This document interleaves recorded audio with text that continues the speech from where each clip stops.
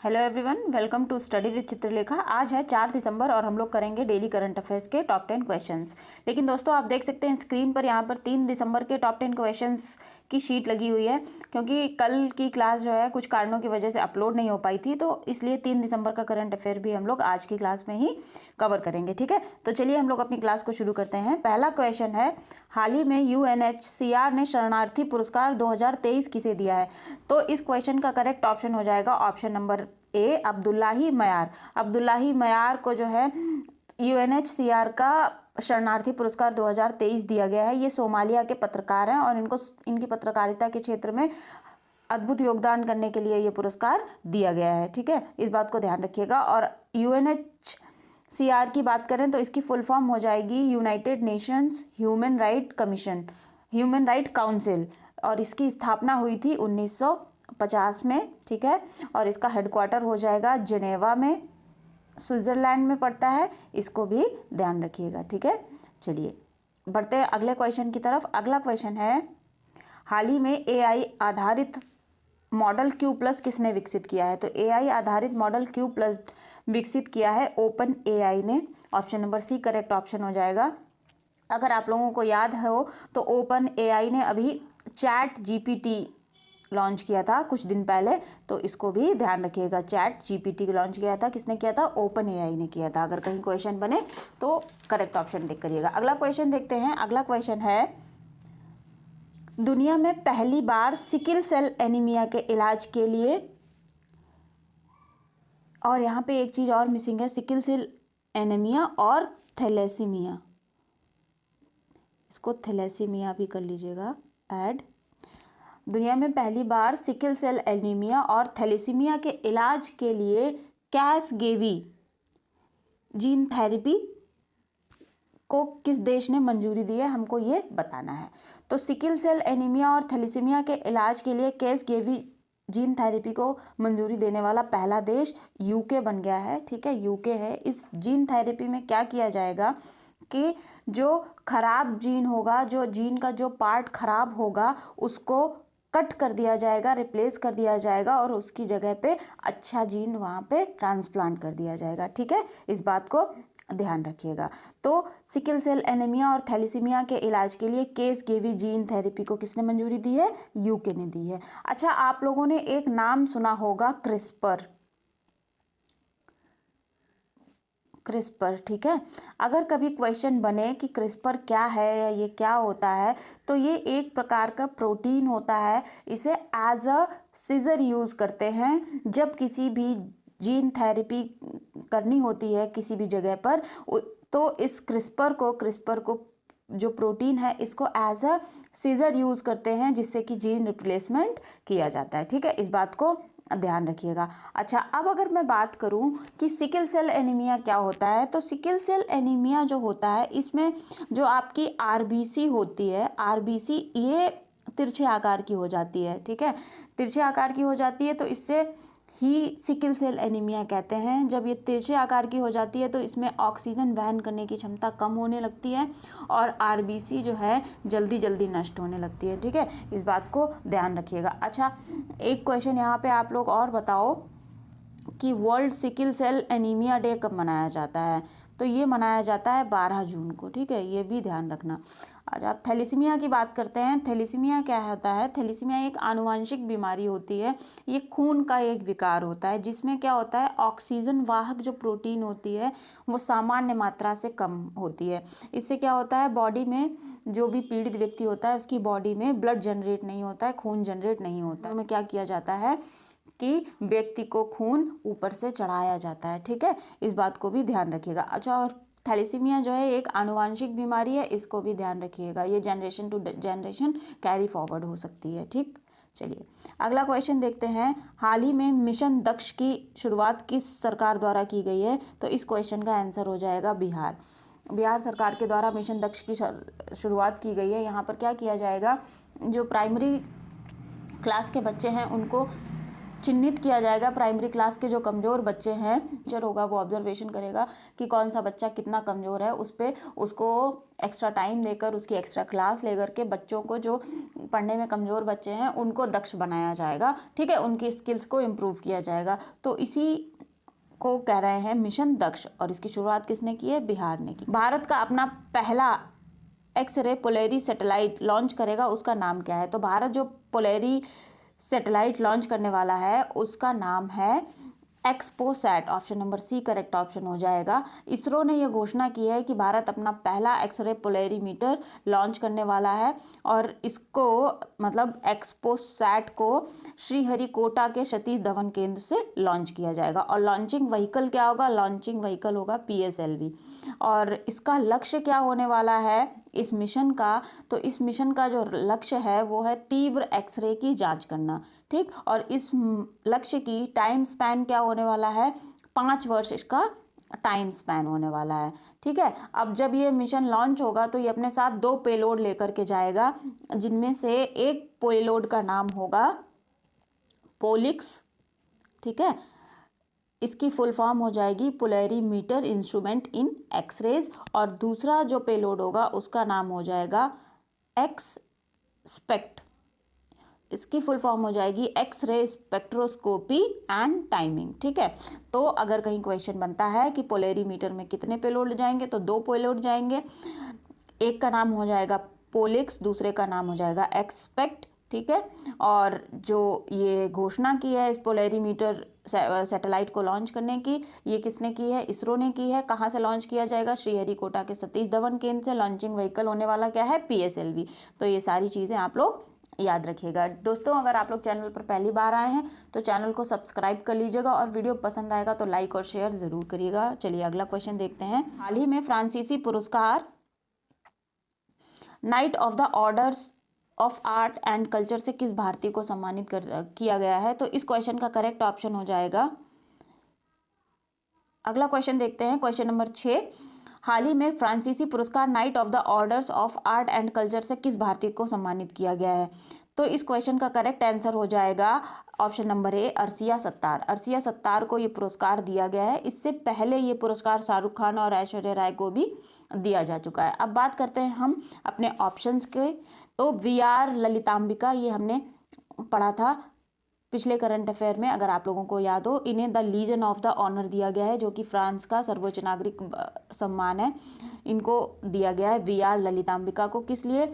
इनको अंतरिक्ष के क्षेत्र में इनके अद्भुत योगदान के लिए दिया गया है। ठीक है, और सलमान रुश्दी जो है, इनको अभी पुरस्कार दिया गया था, लाइफ टाइम डिस्टर्बिंग अवार्ड दिया गया था इनको। ये बात भी आप लोग ध्यान रखिएगा। और जीना महसा अमीनी, इनको सखारोव अवार्ड दिया गया था। साहित्य के क्षेत्र में उत्कृष्ट योगदान के लिए दिया जाता है। ठीक, अगर हम लोग बात करें अर्शिया सत्तार की, तो अर्शिया सत्तार जो है कर्नाटक बंगलुरु की रहने वाली हैं और इन्हें 2022 में द महाभारत फॉर द बाल साहित्य अकेडमी पुरस्कार भी दिया जा चुका है। ये बात भी आप लोग ध्यान रखिएगा। अगला क्वेश्चन देखते हैं। हाल ही में फास्टर 2.0 पोर्टल किसने लॉन्च किया है? तो फास्टर 2.0 पोर्टल जो है सुप्रीम कोर्ट ऑफ इंडिया ने लॉन्च किया है। Option number B correct option हो जाएगा। हाल ही में अंतर्राष्ट्रीय गुलामी उन्मूलन दिवस कब मनाया गया है? तो अंतर्राष्ट्रीय गुलामी उन्मूलन दिवस जो है 2 दिसंबर को मनाया गया है। ये बात ध्यान रखिएगा। और अभी हमने पिछले करंट अफेयर में पढ़ा था 1 दिसंबर को क्या मनाया गया था? वर्ल्ड एड्स डे मनाया गया था। इसको भी ध्यान रखिएगा। तो अंतर्राष्ट्रीय गुलामी उन्मूलन दिवस जो है UN के द्वारा मनाया जाता है, यूनाइटेड नेशंस के द्वारा मनाया जाता है। इंटरनेशनल लेबर ऑर्गेनाइजेशन जो है इस दिवस को सेलिब्रेट करता है। गुलामी के प्रति जागरूकता फैलाने के लिए लोगों में हर वर्ष इसको मनाया जाता है 2 दिसंबर को। और इंटरनेशनल लेबर ऑर्गेनाइजेशन के अनुसार 40 लाख से अधिक लोग अभी भी आधुनिक गुलामी का शिकार हैं, ऐसा उन्होंने बताया है। ठीक, चलिए नेक्स्ट क्वेश्चन देखते हैं। हाल ही में 1 दिसंबर को BSF ने अपना कौन सा स्थापना दिवस मनाया है? तो इस क्वेश्चन का करेक्ट ऑप्शन हो जाएगा 59वां स्थापना दिवस मनाया है। कहाँ पर मनाया है? झारखंड के हजारीबाग में मनाया है। झारखंड के हजारीबाग में मनाया है, याद रखिएगा। और BSF की स्थापना कब हुई थी? 1 दिसंबर 1965 को हुई थी। इसको भी ध्यान रखिएगा। और इसके डीजी कौन है? इस समय बीएसएफ के जो डीजी हैं उनका नाम है नितिन अग्रवाल, इनको भी ध्यान रखिएगा, ठीक है। कौन है? नितिन अग्रवाल। चलिए अगला क्वेश्चन देखते हैं। हाल ही में कंप्यूटर शिक्षा दिवस कब मनाया गया है? तो कंप्यूटर शिक्षा दिवस जो है आपका 2 दिसंबर को सेलिब्रेट किया गया है। Option number B correct option हो जाएगा। तो इस प्रकार से 2 दिसंबर को 2 दिन सेलिब्रेट किए जा रहे हैं, याद रखिएगा। पहला तो अंतर्राष्ट्रीय गुलामी उन्मूलन दिवस कौन मनाता है? यूएन के द्वारा ये मनाया जाता है।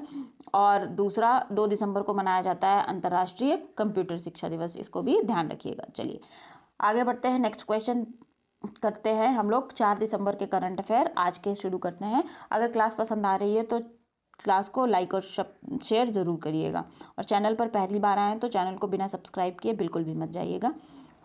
चर्चित तूफान मिचोंग का संबंध किस सागर से है? तो जो मिचोंग तूफान आया है इसका संबंध जो है हिंद महासागर से है। ये बंगाल की खाड़ी से होते हुए भारत में टकराने वाला है पूर्वी घाट पर, ठीक है। तो अब अगर बात करें मिचोंग नाम की, तो मिचोंग नाम किसने दिया है? मिचोंग नाम दिया है म्यांमार ने। एक प्रकार का उष्णकटिबंधीय चक्रवात या तूफान है, इस चीज़ को भी ध्यान रखिएगा। नेक्स्ट क्वेश्चन देखते हैं। हाल ही में किस राज्य में 115 मिलियन वर्ष पुराने शार्क के जीवाश्म खोजे गए हैं? तो 115 वर्ष पुराने शार्क के जीवाश्म जो है आपके राजस्थान के जैसलमेर में खोजे गए हैं।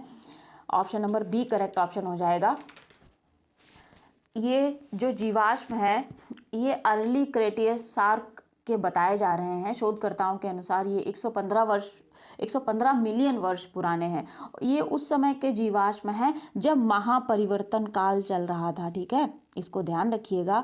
महापरिवर्तन काल चल रहा था। महापरिवर्तन काल के दौरान क्या हो रहा था कि नई प्रजातियां जो हैं वो विकसित हो रही थी और पुरानी प्रजातियां जो है गायब हो रही थी। तो महापरिवर्तन काल के दौरान ये बहुत बड़ा परिवर्तन आया था, इसको ध्यान रखिएगा। नेक्स्ट क्वेश्चन देखते हैं। हाल ही में अंतर्राष्ट्रीय लघु फिल्म महोत्सव कहाँ आयोजित किया गया है? तो अंतर्राष्ट्रीय लघु फिल्म महोत्सव वाराणसी उत्तर प्रदेश में आयोजित किया गया है। Option number B correct option हो जाएगा। उत्तर प्रदेश में ये इंटरनेशनल शॉर्ट फिल्म फेस्टिवल का आयोजन पहली बार किया गया है। अगर आपसे कभी क्वेश्चन बने कि इंटरनेशनल फिल्म फेस्टिवल अंतर्राष्ट्रीय लघु फिल्म महोत्सव का प्रथम संस्करण कहाँ आयोजित किया गया था, तो आपका आंसर होगा हरियाणा में।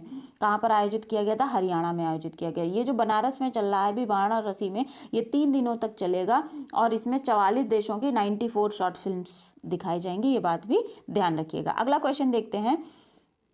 राष्ट्रीय प्रदूषण नियंत्रण दिवस 2023 की थीम क्या थी, हमें बतानी है। तो राष्ट्रीय प्रदूषण नियंत्रण दिवस जो है हर वर्ष 2 दिसंबर को मनाया जाता है। 2 दिसंबर को ये क्यों मनाया जाता है? 1984 में भोपाल गैस त्रासदी में यूनियन कार्बाइड फैक्ट्री से जो गैस लीक हुई थी, गैस का रिसाव हुआ था, तो उस समय ये जो दुर्घटना हुई थी, उस दुर्घटना के बाद प्रत्येक वर्ष 2 दिसंबर को राष्ट्रीय प्रदूषण दिवस के रूप में मनाया जाता है।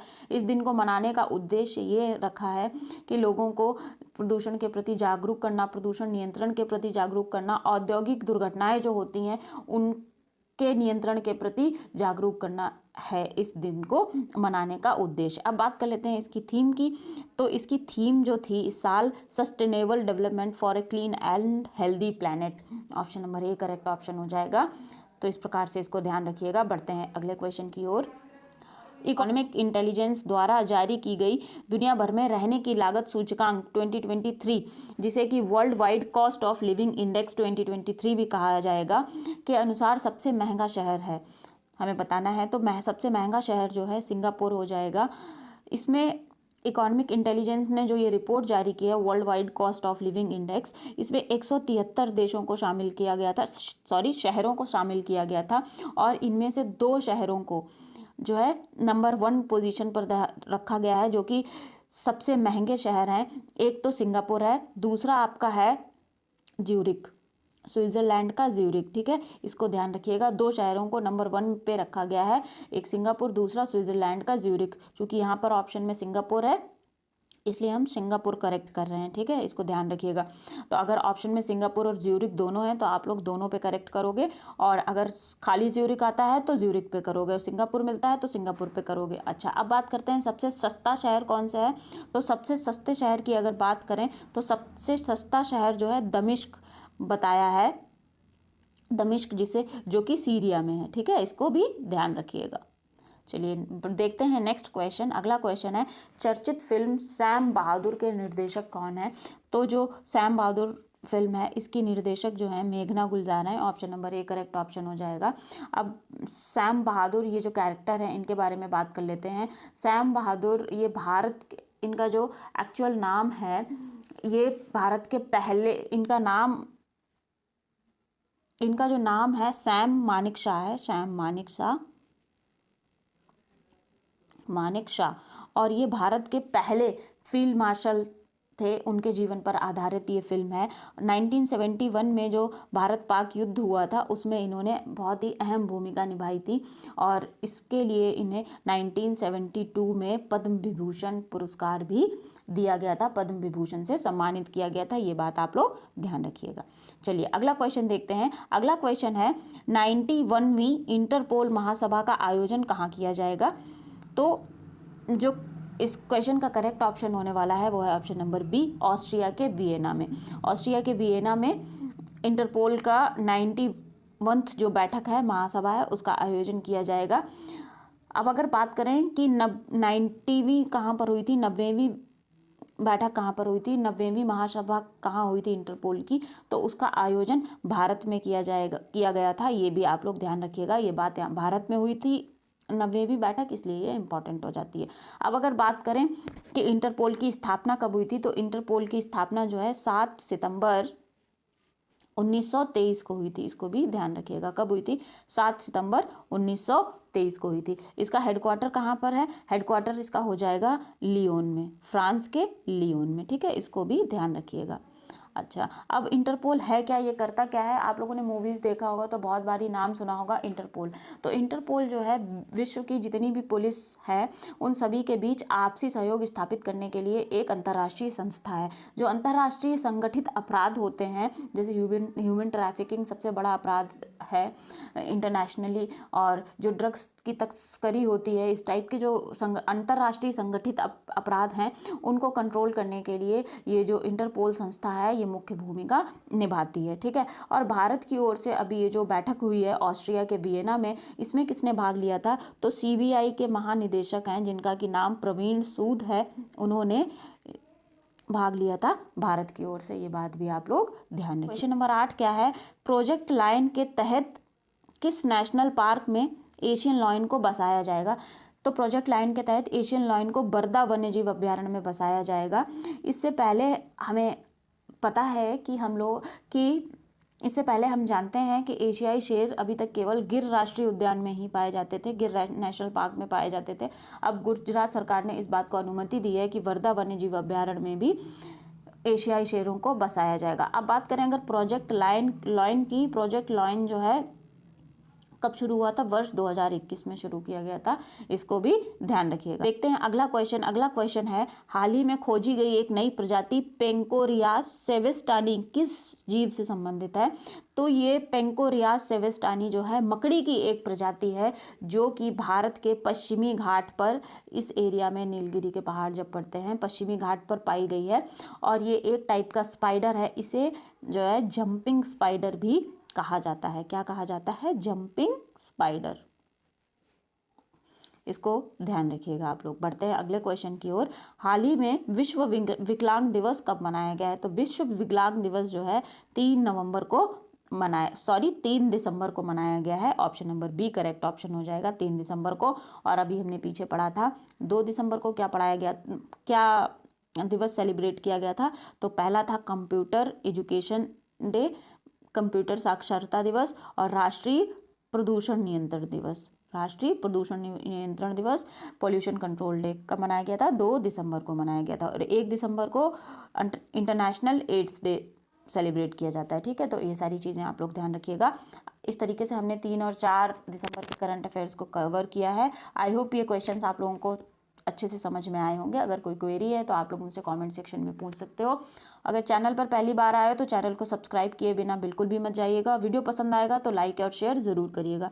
तब तक के लिए पढ़ते रहिए, मिलते हैं अगली क्लास में। Thank you everyone.